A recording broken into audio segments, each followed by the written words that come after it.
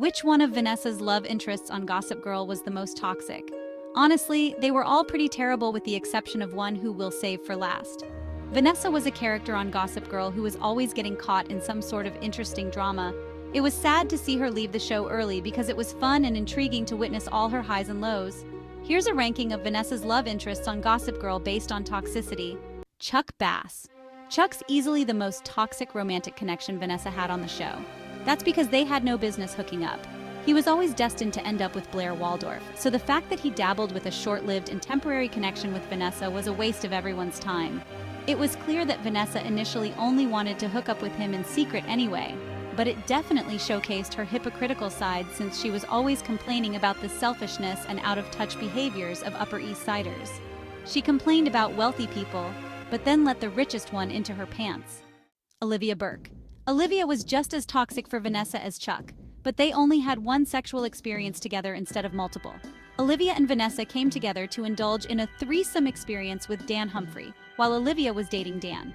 The entire event ended up blowing up in their faces because it butchered Dan's connection with Olivia, since he started questioning if he genuinely had feelings for Vanessa all along. It wasn't fair to Olivia at all. Which leads us to our next toxic partner for Vanessa. Dan Humphrey. Dan was never a good boyfriend to Vanessa since he always seemed to be a bit distracted. When Vanessa first showed up in town, she had deep feelings for him, but he was enamored by Serena. His infatuation for Serena made it impossible for him to even notice Vanessa's value. Then, when they did finally pursue a relationship together, it was built upon a super shaky foundation, since their love story stemmed from the destruction of his relationship with Olivia.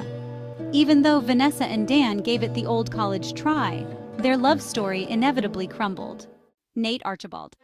As easy as it is to love a character like Nate on Gossip Girl, he was also a super toxic boyfriend to Vanessa. He didn't treat her with the love and respect that she deserved the entire time they were dating.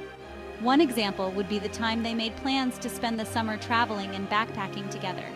He ditched her and their super romantic plans so he could appease his grandfather with a boring political internship. He didn't even talk to Vanessa about it ahead of time. He made the decision and blindsided her.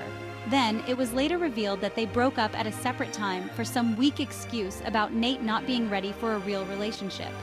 Vanessa deserved better than what Nate was offering. Scott Rawson. Scott is arguably the only guy Vanessa dated who wasn't completely toxic. Their relationship was a bit murky since he was keeping a serious secret, but aside from that, their connection seemed super legitimate.